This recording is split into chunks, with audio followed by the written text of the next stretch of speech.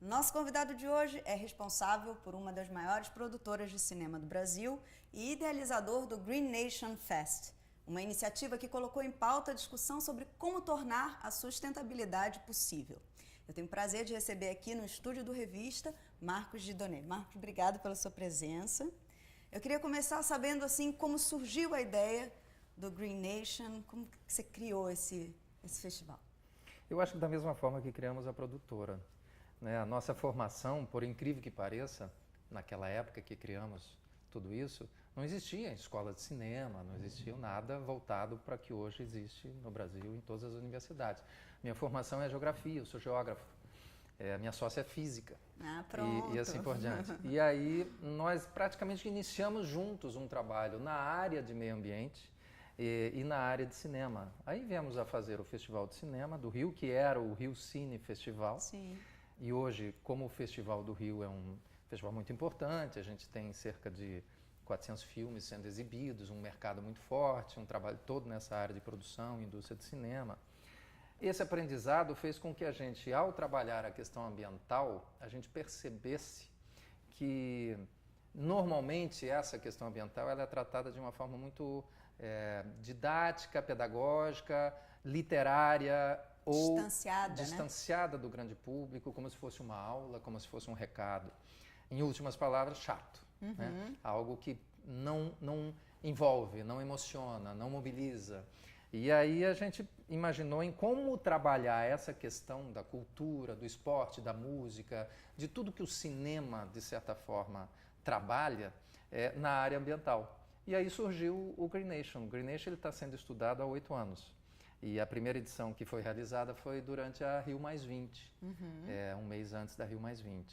E foi um sucesso enorme, até inesperado, porque a gente imaginava que ia ser um teste de um processo, mas houve um fluxo de público muito grande, uma cobertura espetacular, não só porque também estava lotado, mas, por exemplo, Gisele Bündchen foi lá e resolveu ser madrinha do evento, então teve uma certa repercussão. E aí, um evento que era para se tornar único, ligado a Rio+20, ele se tornou um evento constante, permanente, e aí o aprendizado pedagógico fez que também não fosse possível somente você trabalhar o evento, acabou, pronto, vai embora e acabou. Quer dizer, você tem que dar continuidade. Vira um compromisso de vida e isso se tornou um movimento. Então a gente criou um site, esse site ele é atualizado diariamente, um Facebook, um Twitter, e eventos menores acontecendo durante o período até acontecer o grande festival, que é o Green Nation Fest que você citou. E como funcionam as ações do festival? Assim, como ele se divide? Primeiro a gente imaginou o seguinte, o que faz uma pessoa ir para algum evento? O que ela gosta. Ela gosta de música? Então eu vou para um show de música, eu vou para o estádio porque eu gosto de ver futebol, né? Eu vou para um show, ou vou para uma casa de festas, E aí então a gente imaginou como trabalhar estes segmentos culturais com a temática ambiental. E aí fizemos lá, por exemplo, bicicletas, a pessoa vai lá, pedala e gera energia. Mas quem é que vai lá só pedalar e gerar energia? Então a gente acoplou um campeonato estadual, Flamengo, Botafogo, Fluminense e qual o outro que falta? Vasco. Aí nós colocamos um iPad na frente da bicicleta, ao ele subir, ele escolhia o time dele, e como ele começava a pedalar, ia se aproximando de um watt gerado, e quando chega um watt era um gol. E aí na telona na frente, aquele gol do ídolo dele. Se ele era flamenguista, o gol era do Zico, se ele era vascaíno, era do Roberto Dinamite. Sim. E aí então as pessoas ficavam loucas para pedalar, para poder o seu time ganhar. E depois eles passavam a perceber que ali gerava uma energia que ia para uma bateria, que acumulava a bateria, que levava para uma outra instância que gerava a energia para o filme ser exibido num telão lá de 60 polegadas. E as pessoas começam a entender a cadeia, né? O movimento. Passam a entender a cadeia. Então a gente juntou o esporte, a música, a dança em instalações que em última instância eles iam entender a questão do meio ambiente, a questão da sustentabilidade, a importância de se preservar, a importância de se economizar os recursos, de mudar comportamento. E a coisa mais impressionante é que imediatamente eles tomavam esse entendimento. Uma outra instalação, por exemplo, era uma casa normal, mas a pessoa entrava dentro da casa e uma vovozinha lá assistindo televisão, de repente aparecia uma central de alerta. Vai chover muito aqui. E aí as pessoas prestavam atenção, a vovozinha prestava atenção, e aí um vento, barulho de vento, entrava, as janelas batiam, um vento enorme chegava dentro da janela, começava a chover, a cozinha chegava a encher de água e eles entravam em desespero e uma parede caía com a água caindo. Então eles saíam correndo para vivenciar o que é viver uma sensação de uma casa que era tomada por uma enxurrada. Uma performance, uma performance, instalação, né? de certa forma as pessoas participavam do processo. É. E aí depois havia uma discussão, por que aquilo acontecia? Então, imediatamente, a gente percebia assim, mãe, vamos em casa que eu acho que eu esqueci o ralo entupido, vamos, acho que eu esqueci a água, não sei o quê. Então você desenvolvia todo um sentimento a partir daquilo que ele passava a gostar de ver. Tinham várias instalações, né? Uma era ligada ao esporte, a questão da música, por exemplo, a gente gerava pistas de dança onde a pessoa pulava e quanto mais pulava, os eletrodos embaixo geravam energia. E aí a gente fazia uma discussão sobre funk, rock, samba, qual é a música que gera energia, qual é a equipe que mais gera energia. Tinha uma outra lá que era um elevador. A pessoa entrava dentro do elevador e aí começava a subir. E ele via o Rio de Janeiro lá de cima, como se ele tivesse a 50 metros de altura. Sim. E aí uma animação levava o Rio de Janeiro para o início da cidade. Uma igrejinha lá onde tudo começou. E aí eles olhavam aquilo, o aterro desaparecia, a ponte Rio-Niterói sumia, né? As intervenções urbanas desapareciam, os prédios, os carros, e de repente ia para o futuro. A gente, com a ajuda de urbanistas, imaginar a cidade do futuro.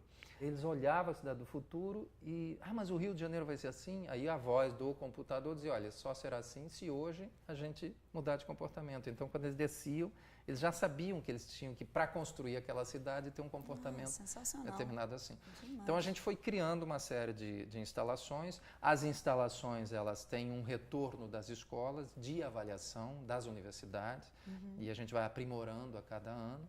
E a gente percebeu também que era importante criar um evento itinerante. Então, ele está cada vez mais leve, cada vez mais fácil de transportar e com resíduo zero. Né? Porque, por enquanto, ele acontece no Rio de Janeiro, mas já tem planos de acontecer em São Paulo, também em outros lugares. Tem outras cidades já solicitando. E quem pode participar? Como é que você se torna um parceiro do Green Fest? Ele é um evento enquadrado na lei do Rouanet, na lei de ICMS, então ele tem um incentivo fiscal no caso de apoios e patrocínios. A gente tem muito apoio também de cientistas que voluntariamente participam, temos um conselho que ajudam a dar ideias, né? Agora, recentemente, a gente imaginou uma outra instalação que é uma queimadas, como há muita queimada no Brasil, então a pessoa vai subir um helicóptero e vai olhar a queimada e ele vai entender como apagar o incêndio e por que aquele incêndio foi ocasionado, muitas vezes por uma bituca de cigarro no beira da estrada ou alguma coisa assim. A gente tem uma outra instalação que é um submarino, a pessoa entra e é recebida pelo comandante, o submarino submerge, né? São vários filmes, as escotilhas são TVs de alta resolução e a pessoa acha que está dentro de um submarino. E aí o submarino mexe, desce e aí ele vai conhecer os problemas do mar, lixo, pesca predatória, a importância do mar como um provedor de alimentos, como um equilibrador do clima, mas tudo vivenciando como se ele fosse um tripulante de um submarino. Bárbaro.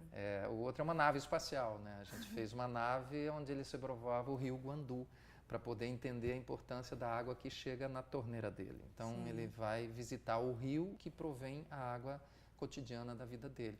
E ele, pela nave ele vai observar que naquele rio lá tem queimadas, tem assoreamento, tem despejo de esgotos, tem uma série de situações, mas tem coisas positivas também, tem gente fazendo reflorestamento. Então as pessoas passam então é desse jeito, passa a entender. É como se fosse um cliquezinho, né? Na cabeça para poder entender a importância da questão ambiental como coisa dele e não apenas como um conceito que ouviu falar. E como funciona, como o cinema se insere dentro do festival? Tudo é audiovisual. Por exemplo, o Submarino... Mas tem mostras de filmes também? Também tem. Nós temos uma mostra internacional de filmes. Cada dia tem 2 filmes internacionais. tem uma mostra nacional e tem uma competitiva. A gente recebe filmes do Brasil inteiro. São filmes que são vistos pela internet, são filmes de micrometragens em várias categorias e tem votação do público e votação de um júri. E no último dia do evento tem a premiação dos vencedores. Então a gente traz filmes, desde filmes mais pesados, denuncistas e tal, até filmes mais comerciais para a pessoa passar a entender que ele pode olhar qualquer filme que seja, tem ali alguma coisa que possa ser importante, uma mensagem. E as inscrições são feitas através da internet também pelo Tudo, site. através do Quem site, tiver o seu filme pode se inscrever e vai concorrer a participar. Pode, a pessoa inscreve, ela diz qual é o tema do filme que ele inscreveu e no máximo pode ser 3 temas e tudo isso vai entrando para um banco de dados, para o site. E aí o site ele tem hoje uma ecoteca enorme de material que a gente recebe e tudo gratuito, as pessoas podem ver. Isso. A gente faz convênios com universidades, para as universidades disporem as suas teses de mestrado sobre diversos temas, então a pessoa pesquisa sobre o tema tal, encontra lá e pode baixar. A maioria das pessoas cedem os direitos, outros que não cedem, a gente dá um e-mail para a pessoa procurar. Maravilhoso. Então você tem uma série de situações que você começa a mostrar que a questão ambiental não é só aquilo que as pessoas acham que seja. A questão ambiental é lixo, é reciclagem. Não, a questão ambiental é uma boa alimentação, a questão ambiental é você ter tempo para você viver uma vida saudável, é você andar de bicicleta na praia. Então, sobretudo compromisso, né, com o ambiente, é isso, né, com a maneira como você vive e as pessoas que dividem esse espaço com você, né? Muitas vezes você em casa, né, você está lá lavando a louça, acabou a comida, a cozinha, e aí você bota naquele saco plástico e você vai botar no lixo e vê aquilo pesa uns 3, 4 quilos de cascas, né?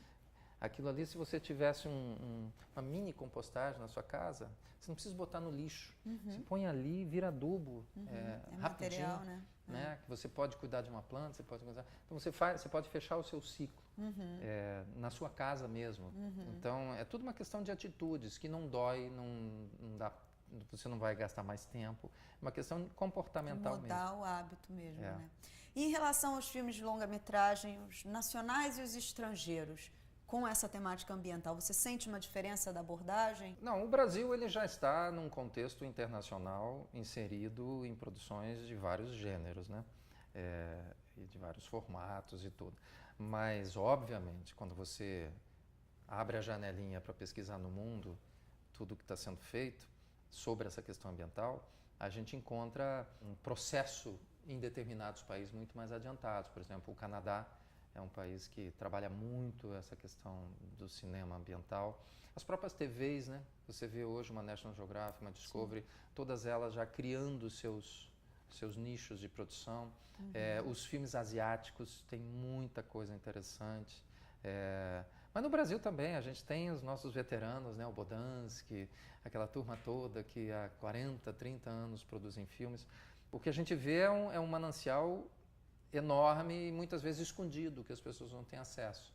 Então, o que a gente tenta fazer também é isso. A gente tem o site, traz para poder ter acesso, tem o festival para as pessoas poderem assistirem.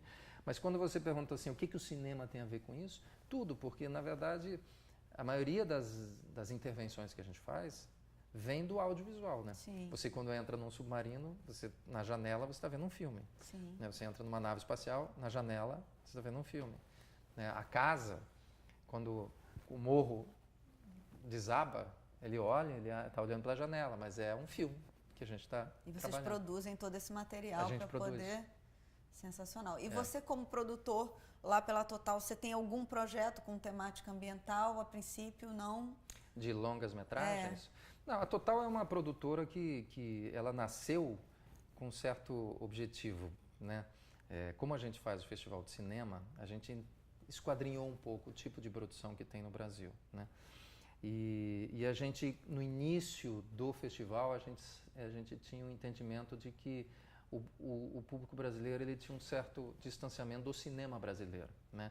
Ele veio de um histórico de pornochanchada, de filmes ou extremamente fechados que não eram apenas um núcleo, um nicho de público. Então o cinema brasileiro estava dissociado do grande público e a gente criou a produtora justamente para tentar quebrar esse paradigma. Então, nós começamos a fazer filmes com temas mais abertos, né? O Se Eu Fosse Você, O Sexo, Amor e Traição, Divã. Depois partimos para o Assalto ao Banco Central, que é um gênero de ação, um filme baseado no livro do Jorge Amado, Os Velhos Marinheiros. Esse filme levou o maior tempo que a gente fez para a produção de filmes, porque é um grande filme, difícil, complexo, mas lindo. Quem dirige? Marcos Jorge. Ah, bacana. E o roteiro dele também. E curioso, né? Porque o roteiro deste filme era do Frank Pearson, que fez Um Dia de Cão. Ganhou o Oscar e tudo, foi presidente. Mas o roteiro não era bom. Então a gente levou anos renegociando a partir dos direitos e trouxemos o Marcos Jorge porque a gente acha que ele é hoje um dos grandes diretores brasileiros que consegue aliar a questão da arte com a questão de um filme mais aberto.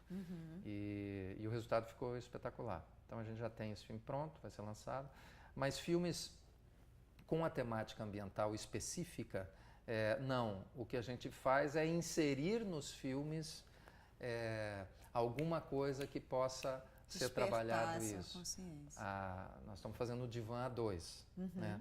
E no Divã A2 tem uma cena lá de um produtor de eventos que ele estava produzindo o Green Nation. Ah, legal. Então a gente vai acabar buscando o público para poder entender e levar para alguém que nunca imaginou em trabalhar a questão ambiental, foi para ver um filme comercial, mas a gente vai incentivar ele a partir dali entender um pouquinho mais o que acontece no outro lado. Então a gente tenta sempre fazer aquilo que a gente chama de 360, né? Buscar as alternativas todas para, a partir da cultura, se entender melhor e viver melhor. Incrível. Mais algum projeto da Total? Alguma coisa que você queira falar para lançar por agora? Tem, a gente nunca para, né? Não. Nós temos uma perspectiva de produção de 4 filmes por ano, né? Vamos fazer um filme que é um roteiro de fora, chamado We Are Family, também vamos filmar esse ano. E séries, né? Estamos trabalhando bastante com séries. Fizemos agora a 2ª temporada do Se Eu Fosse Você, que ficou genial. E tentando nos aventurar na área do rádio. Bacana. Que bom. Muito sucesso para você nos seus projetos. Obrigado pela presença aqui. Obrigado, eu que agradeço. Bom, vocês se quiserem assistir a entrevista na íntegra, entrem no site revistadocinemabrasileiro.com.br e agora vocês ficam com mais um filme de micrometragem. Até mais!